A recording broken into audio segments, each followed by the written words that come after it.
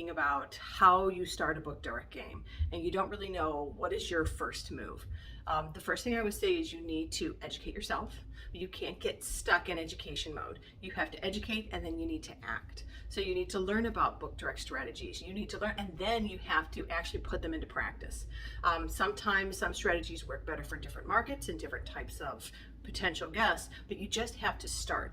And if you spend too much time in that research mode or thinking that somebody else has a secret that you don't have, I'll tell you right now what the secret is. It's hard work. It's persistence. It's about consistency. That is the real secret to all of this. Hard work, persistence, and consistency. All of that kind of stuff. But you have to have just that benchmark of that beautiful, well-run website so that your company can continue to function. With our company functioning and our website bringing in revenue, that takes that burden off of me so that I can focus on spending my time in the place that I really want to, and that's being with our family. Now that we have a really well-designed, well-running website, I don't feel embarrassed sending people there.